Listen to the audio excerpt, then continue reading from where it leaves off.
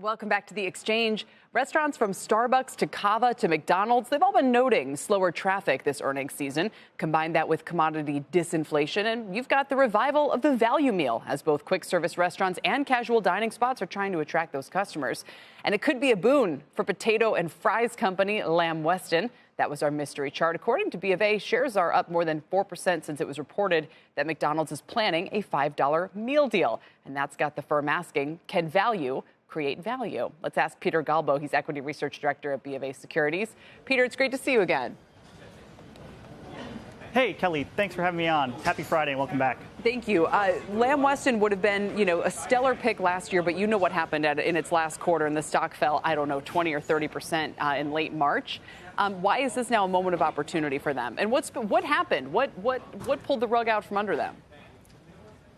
Yeah. So, look, Kelly, a few things, right? There was a bit of a transition that happened within the company as they cut over their enterprise resource planning to a new system that certainly hit some of the volumes in the quarter. But at the same time, as we heard from a number of other companies, you started to see really a slowing of that restaurant traffic from January and then into February and March. I think, as you kind of pointed out, what we've noted since then is a real reaction on the part of a lot of the quick service restaurants, but even some of the casual dining chains that have started to move back towards more of a promotional environment, seeing that the restaurant traffic is negative and saying, hey, we can't let this go on for too long. What's the mix for Lamb Weston between kind of dining out of home versus dining in home? Yeah, so in their North America business, it's about 85% of the business that's away from home, about 15% that's in the retail channel. So it is heavily levered. For a consumer staples name, it's heavily levered to that away from home channel. It's a good mix between the quick service restaurants and also kind of your mom and pop independent chains. But again, we're hoping that as kind of restaurant traffic improves alongside some of these promos, if it improves, and I think that's really a big debate point, that you'll see kind of a move higher in the shares here in the near term. That's so interesting. So if you go back to Lamb's bad quarter in late March, it was actually warning us that we might get some mixed results from restaurants, which is exactly what we've been getting. So kudos to those who kind of figured that out ahead of time. You have some great, interesting points in here about how we've seen this contraction both in kind of dining dollars outside of the home, but also at the home.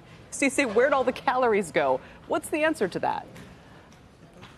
Yeah, and a credit to my colleague, Sarah Senator, who's our restaurants analyst here at B of A. We've been asking this question to each other even a lot.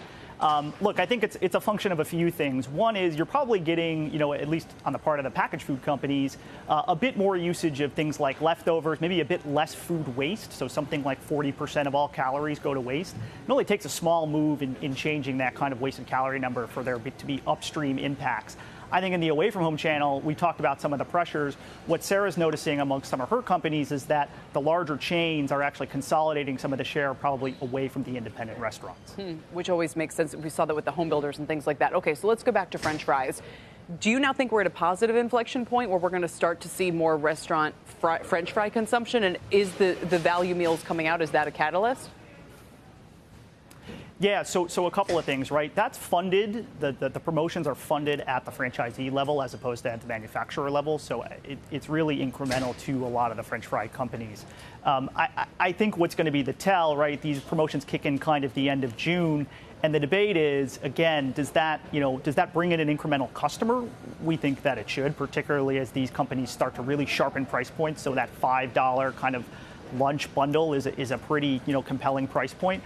But the opposite question, or the question that we're getting, feedback on is, does that just cause the existing customer who's going into McDonald's or, one of the other QSRs maybe ordering an $11 or $12 bundle, do they just trade into that $5 bundle? So that's going to be what we have to see from here. But either way, they might be eating French fries.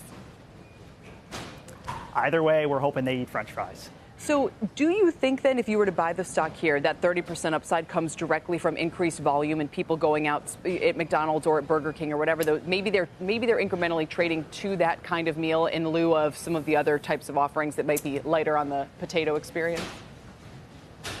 Yeah, I think it's going to be definitely a function of that restaurant traffic number improving. That's certainly the month-to-month number that we're kind of watching here. A couple of other factors that we're thinking about, right, is Lamb Weston past the enterprise resource planning issue that they experienced in the third quarter? I think that people just need to see clarity that piece of the business has improved. And then finally, right, from a capacity perspective, and this is an industry where there's always a bear narrative around too much capacity being added, we think that a lot of the competitors who are all private are relatively full from a capacity standpoint. And so any incremental business should, we think, at least flow into Lamb Weston. Well, there's a lot of good news in your note here. You think prices could come down for eating at home and more prices could come down in the restaurant space. It could be a major inflection point for the whole economy. In fact, Peter, thanks for joining us to talk about it. We appreciate it.